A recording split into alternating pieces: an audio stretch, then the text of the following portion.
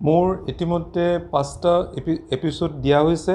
আজি last episode 2018 বৰ্ষৰ 1ৰ পৰা 40টা অংক আছিল। 40টা অংক মই কৰিলোঁ। আজি 35ৰ পৰা কুৱেশ্যন নম্বৰ 35ৰ পৰা কুৱেশ্যন নম্বৰ 40লৈকে মই কৰি দিম, শেষ হ'ব। তোমালোকে নিশ্চয় ভিডিঅ'বিলাক চাবা। কিবা যদি বুজি নোপোৱা মোক জনাবা, কমেণ্ট কৰি পেলাই জনাবা। আৰু প্ৰেক্টিছ ভালদৰে কৰিবা। সময় বহুত কম থাকে পৰীক্ষাৰ সময়ত। মোৰ বুজাবলৈ সময় লাগে, কিন্তু তোমালোকে যেতিয়া বুজি পাবা সোনকালে কৰিব পাৰিবা। কিন্তু মনত ৰাখিবলৈ চেষ্টা নকৰিবা, আৰু অংকত কনচেপ্ট ৰাখিব লাগে। আজি আৰম্ভ কৰিছোঁ কুৱেশ্যন নম্বৰ 35ৰে। কুৱেশ্যন নম্বৰ 35ত দিয়া আছে কেন্দ্ৰ বিশিষ্ট বৃত্তৰ বৈশিষ্ট্য বিন্দু টিৰ পৰা দুডাল স্পৰ্শক টিপি আৰু টিকিউ অংকন কৰা হৈছে। 4টা অপশ্যন আছে, আৰু 4টা অপশ্যনৰ পৰা আমি সঠিক উত্তৰটো আমি নিৰ্ণয় কৰিব লাগে, বাছি উলিয়াব লাগে। এতিয়া এই প্ৰশ্নটো হুবহু তোমালোকৰ পাঠ্যপুথি ক্লাছ 10ৰ এক্সাম্পলটোত কৰি থোৱা আছে। এতিয়া তাত এনচাৰটো কেনেকৈ হ'ল, ক'ৰ পৰা হ'ল, সেইটো ভালদৰে তোমালোকে জানিব পাৰিবা। তো এতিয়া মই জনাব গ'লে এটা সময় যাব, কিন্তু দৰকাৰ নাই। কিন্তু আমাকতো বিশ্লেষণ কৰিব দিয়া নাই। তো অংকটোৰ উত্তৰটো হ'ব PTQ = টুৱাইচ OPQ। সুন্দৰভাৱে কৰি থোৱা আছে। তাৰ অপশ্যন আমাৰ ডি হ'ব। আমি কুৱেশ্যন নম্বৰ 36টো লৈছোঁ। তো কুৱেশ্যন নম্বৰ 36ত দিয়া আছে 22 চেণ্টিমিটাৰ পৰিধি বিশিষ্ট এটা বৃত্তৰ চুকৰ কালি হ'ব। 4টা অপশ্যন আছে। 4টা অপশ্যনৰ কোনটো শুদ্ধ সেইটো আমি নিৰ্ণয় কৰিব লাগে। এতিয়া পাই = 22/7 দিয়া আছে। তা আমি জানো যে এটা বৃত্তৰ পৰিধি C = টুৱাইচ পাই r, আৰু আমাক বাঢ়ি কৰিব দিছে যে এটা বৃত্তৰ চুকৰ কালি আমাৰ 4টা চুক থাকে। তেনেহ'লে 4টা চুকৰ এটা চুকৰ কালি হ'ব 1/4 পাই r স্কোৱাৰ। 4টা অংক যিহেতু, আৰু এটা অংক 1/4 পাই r স্কোৱাৰ। এতিয়া টুৱাইচ পাই r = কিমান দিয়া আছে? টুৱাইচ পাই r = আমাক দিয়া আছে 22। এতিয়া 2 × 22/7 × r = 22। এতিয়া আমাৰ 22 কাটা যাব। তেনেহ'লে আমাৰ থাকিব ইয়াত 2/r ৰ লগত 2/7 ইনটু হৈ আছে। ইপিনে গ'লে কি হ'ব? 7/2 হ'ব সোঁফালে গ'লে। তেনেহ'লে আমি 7/2 হিচাপে ৰাখিছোঁ।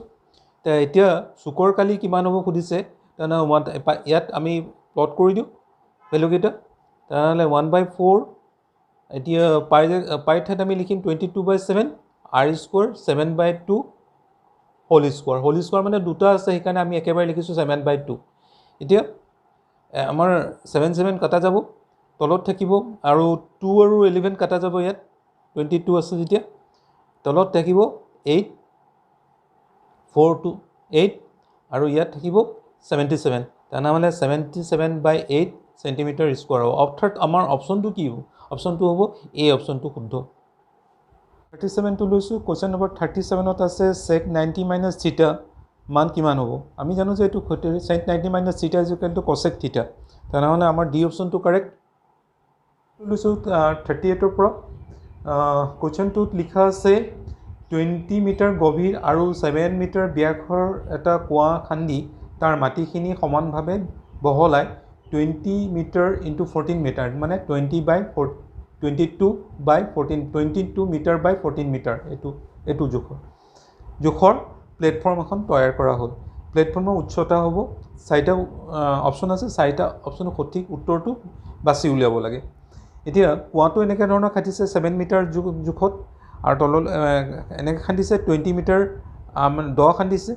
এতিয়া কুঁৱাটোৰ পৰা মাটিখিনি এনেকৈ 22 মিটাৰ/14 মিটাৰ জোখত আমাৰ সমভাৱে ডিষ্ট্ৰিবিউট কৰি দিছে, স্প্ৰেড কৰি দিছে, বহলাই দিছে। এতিয়া আমাৰ 22 মিটাৰ/14 মিটাৰ এনেকৈ আমাৰ প্লেটফৰ্মখন হ'ব। প্লেটফৰ্মখন এনেকৈ তৈয়াৰ হৈ গৈ ওপৰলৈ আহি থাকিব। তেনেহ'লে এই মাটিখিনিৰ পৰাহে প্লেটফৰ্মটো হ'ব এইটো জোখত। এই মাটিখিনি আমাৰ ভলিউমটো কিমান হ'ব? যিহেতু কুঁৱাটোৰ এটা চিলিণ্ডাৰ শ্বেপত আছে, চিলিণ্ডাৰৰ যিটো আমাৰ ভলিউম, চিলিণ্ডাৰ ভলিউমটো আমাৰ আছিলে আমি পাওঁ πr² × h। তেনেহ'লে আমি আৰৰ মান হ'ব যিহেতু ব্যাস 7 আছে তেনেহ'লে ব্যাসাৰ্ধটো হৈছে ব্যাসৰ আধা আমি এতিয়া পাওঁ তেনেহ'লে পাই equal to 22/7 r equal to আমি পাওঁ যেহেতু ব্যাস আছে 7 তেনেহ'লে r ইকুৱেল টু আমাৰ 7/2 হ'ব 7/2 ইনটু 7/2 ইনটু h 20 মিটাৰ জোখত হেৰি কৰিছে দ কৰিছে এতিয়া এইটো 7 কাটা যাব এতিয়া 4 আছে তলত 4টা আমি 2 2 4 4টো 5 বাৰ যাব এতিয়া ওপৰত থাকিব 22 ইনটু 7 ইনটু 5 35 এতিয়া আমি কিমান পাম 22 ইনটু 35 770 পাম মিটাৰ কিউব পাম এই মাটিখিনি কি কৰিছে এইটো জোখত এই 22 মিটাৰ বাই 14 মিটাৰ জোখত আমাক ডিষ্ট্ৰিবিউট কৰি দিছে স্প্ৰেড কৰি দিছে বহলাই পেলাই এইটো এনেকৈ বেদি এখন বনাইছে এতিয়া আমি যেটো LBH আমি যেটো ঘনকাৰ আমি কাইটো ঘনকাৰ আকাৰ চাহিব যেহেতু এইটো দিছে 22 মিটাৰ আৰু 14 মিটাৰ তা উচ্চতাত এনেকৈ বাঢ়ি গৈ থাকিব তানা কিমান বাঢ়িব সেইটো আমি নিৰ্ণয় কৰিব লাগে তো L * B ৰ মানটো দিয়া আছে তা L * B ৰ মানটো কিমান দি আছে আমাৰ 22 * 14 দিছে এতিয়া H ৰ মানটো আমি চাই আৰু মাটি এই ভলিউমটো হ'ব যিখিনি মাটি পেলাইছে এই মাটিখিনি পেলাই উচ্চতাটো বঢ়াইছে তেনেহ'লে সেই মাটিখিনি হ'ব মাটিখিনি কিমান আছে 770 আছে এতিয়া আমি ইয়াৰ পৰা H ইকুৱেল টু কিমান পাওঁ 770 ডিভাইডেড বাই 22 ইনটু 14 ক্যালকুলেশনটো হুকিয়াকৈ কৰিছো তা 770 ইনটু নহয় ডিভাইডেড বাই 22 ইনটু 14 এতিয়া আমাৰ ইয়াত কিমান বাৰ যাব আমি ইয়াত বাৰ হিচাপে আমি 55 তাকো 11 বাৰ যাব 11 বাৰ গলে 11 2 11 5 5/2 তানাহলে আমাৰ কিমান আমি কিমান পাম 2.5 মিটাৰ পাম তানাহলে আমাৰ অপচনটো হ'ব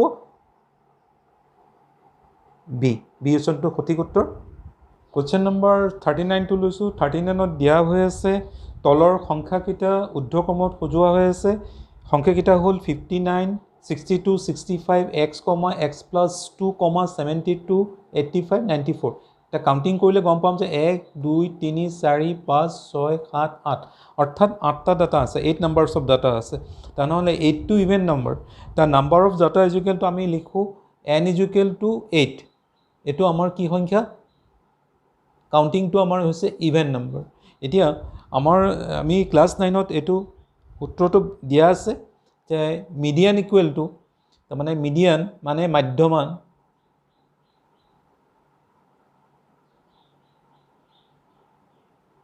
মধ্যমান ইকুৱেল টু n/2 observation নিৰীক্ষণ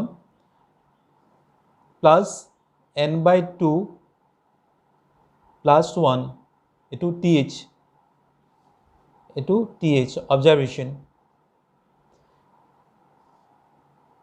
divide by 2 n/2 মানে কি এটো 8/2 plus 1 এতিয়া আমি লিখিম এনেকে ধৰণৰ ইকুৱেল টু n ৰ মানটো কিমান আছে 8/2 এটো আমাৰ যেটো আমি সূত্ৰটো লিখিছো এটো ইভেনৰ কাৰণে সূত্ৰটো লিখিছো অডৰ কাৰণে বেলেগ হয় যদি আমাৰ কাউন্টিংটো যদি যুগ্ম হয় তাৰ ফৰ্মুলাটো বেলেগ আৰু অযুগ্ম হয় তাৰ কাৰণে ফৰ্মুলাটো বেলেগ যেহেতু ইয়াত যুগ্ম আছে মই যুগ্মৰ ফৰ্মুলাটোহে আমি ইয়াত ব্যৱহাৰ কৰিম তানানে মিডিয়ানৰ যেটো সূত্ৰ n/2 th observation plus n/2 plus 1 th observation divide by 2 এটো আমি ইয়াত অংকটো কৰিলেহে তোমালোকে বুজি পাবা n/2 মানে কি এট কাউন্টিং টু যেটা 8 হৈছে ইভেন নাম্বাৰ হৈছে এই কাৰণে ফৰ্মুলাটো এটো হৈছে তানা 8/2 মানে 4th observation তানা 4th observation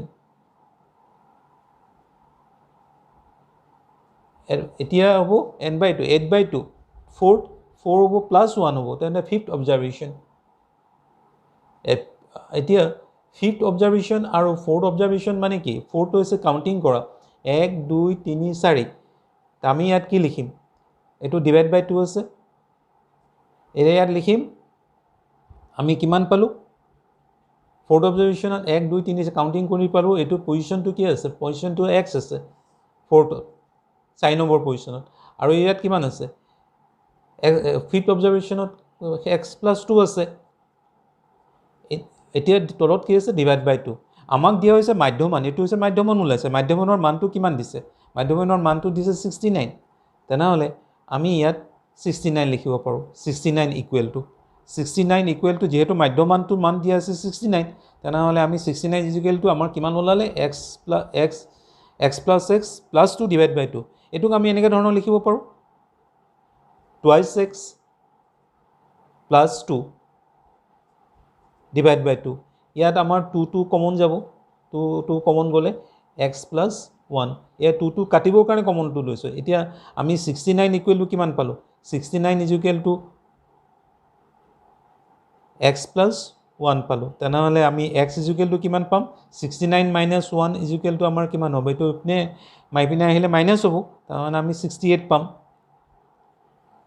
এতিয়া আমাৰ কি মান বাঢ়ি কৰি দিছে এক্সৰ মানটো বাঢ়ি কৰি দিছে এক্স ইকুৱেল টু 68 ক'ত আছে অপশ্যনেল চিট আছে অপশ্যন চি আমাৰ শুদ্ধ নম্বৰ 42 হৈছে অৰ্থাৎ লাষ্ট কুৱেশ্যন 2018 বৰ্ষৰ যিটো মেথছৰ পাৰ্ট আছিলে এইটো লাষ্ট কুৱেশ্যন তো কুৱেশ্যনত সোধা হৈছে যে এটা মোনাত 3টা ৰঙা আৰু 5টা কলা ৰঙৰ বল আছে মোনাটোৰ পৰা এটা বল যাদৃচ্ছিকভাৱে বাহিৰ কৰা হ'ল ওলোৱাই অনা বলটো ৰঙা নোহোৱাৰ সমবেত হৈছে যদি ৰঙা নহয় কলা হ'ব তেনেহ'লে আমাৰ ইয়াত কোৱা হৈছে যে 3টা ৰঙা আৰু 5টা কলা ব্লেক বল 5টা আছে ৰেড বল 3টা আছে টোটেল বল আছে আমাৰ 8 নাম্বাৰছ এতিয়া যদি ৰঙা নহয় তেনে কলা হ'ব তেনে সম্ভাৱিত কিমান হ'ব 5/8 তে আমাৰ অপশ্যন চিটো হ'ব শুদ্ধ